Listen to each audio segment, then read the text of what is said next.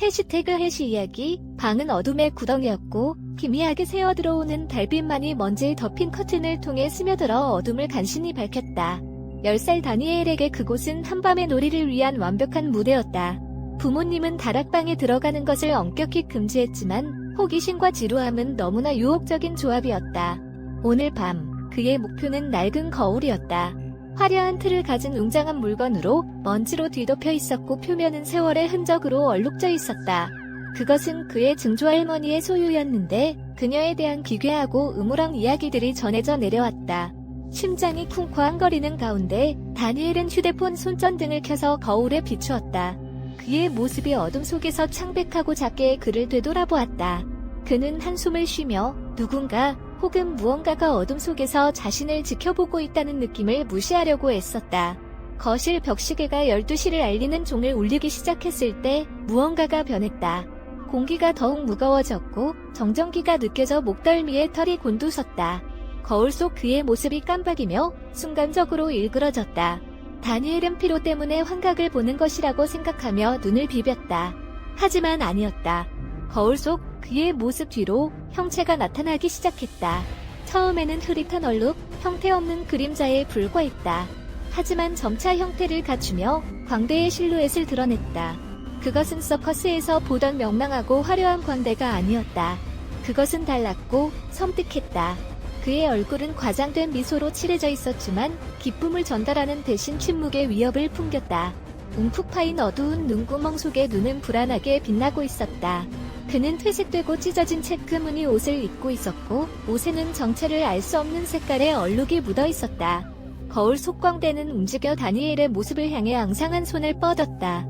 다니엘은 척추를 따라 오싹한 기운이 흐르는 것을 느끼며 공포에 질려 몸이 굳어졌다. 그때 그는 그것을 들었다. 날카롭고 신경을 거슬리게 하는 웃음소리가 방 안에 울려 퍼졌다. 그것은 인간의 웃음소리가 아니라 지옥의 심연에서 들려오는 듯한 삐걱거리고 일그러진 소리였다. 게임을 하고 싶니? 광대가 물었다. 그의 목소리는 피를 얼릴 듯한 쉰 목소리였다. 다니엘은 소리치려 했지만 목소리가 목구멍에 걸렸다. 그는 도망치고 싶었지만 다리가 말을 듣지 않았다. 그는 갇혀서 광대에 꿰뚫어보는 듯한 시선의 최면에 걸린 듯했다. 광대의 모습이 다가오기 시작했고 거울 속 배경에서 나와 그의 모습에 점점 더 가까워졌다. 다니엘은 그의 얼굴의 세부사항, 눈가의 깊은 주름, 갈라진 화장, 그리고 흉측한 미소로 찢어진 입가를 볼 수 있었다. 그냥 게임일 뿐이야. 광대가 점점 더 가까워진 목소리로 반복했다. 내가 이기면 보내줄게. 내가 지면. 글쎄, 그건 중요하지 않지? 그렇지? 다니엘은 간신히 싫어라고 중얼거렸지만 광대는 듣지 못하는 것 같았다. 그의 손은 이제 거울 밖으로 나와 그를 향해 뻗었다. 길고 앙상한 손가락이 그의 뺨을 스쳤다. 순수한 공포의 완이 다니엘을 휩쓸었다. 그는 눈을 질끈 감고 최악의 상황을 기다렸다. 하지만 아무 일도 일어나지 않았다. 그는 천천히 눈을 떴다. 광대는 여전히 거기에 있었고 미소를 짓고 있었다. 하지만 지금은 더 가까이, 훨씬 더 가까이에 있었다. 그의 얼굴은 거의 거울에 붙어 있었고 다니엘을 똑바로 쳐다보고 있었다. 놀 준비됐어? 광대가 속삭였다. 그의 차갑고 악취가 나는 숨결이 소년의 얼굴을 때렸다. 공포에 휩싸인 다니엘은 생각나는 대로 행동했다. 그는 휴대폰 손전등을 들어 광대의 얼굴에 직접 비추었다. 밝은 빛이 광대를 태우는 듯했다. 그의 얼굴은 고통으로 일그러졌고 그의 형체는 사라지기 시작하여 거울 속 배경으로 물러났다. 날카로운 웃음소리는 방 전체에 울려 퍼지는 고통스러운 비명으로 바뀌었다. 마침내 광대는 사라지고 어두운 안개와 끔찍한 침묵만이 남았다. 공포에 떨며 다니엘은 손전등을 끄고 다락방에서 뛰쳐나왔다. 그는 자신의 방에 도착할 때까지 멈추지 않았고 그곳에서 이불 속에 수먼알이 밝기를 기도했다. 다음 날 아침 다니엘은 모든 것이 악몽이었다고 자신을 설득하려고 했다. 하지만 섬뜩한 광대의 모습, 그의 흉측한 미소와 꿰뚫어보는 듯한 눈은 그의 마음의 불에 새겨진 듯했다. 그는 다시는 다락방에 들어가지 않았다. 그는 낡은 거울 근처를 지나가는 것을 피했고 항상 누군가가 반대편에서 자신을 지켜보고 있다는 느낌을 받았다. 세월이 흘렀다.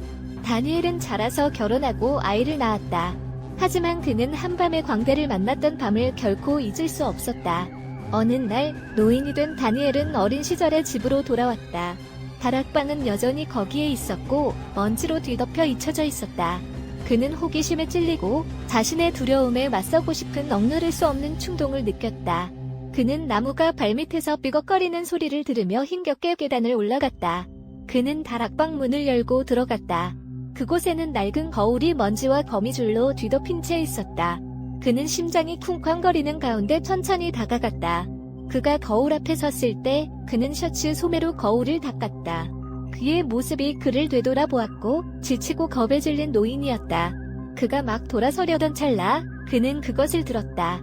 날카롭고 신경을 거슬리게 하는 웃음소리가 방 안에 울려 퍼졌다. 거울 속 그의 모습 뒤로 광대의 형체가 나타나기 시작했다.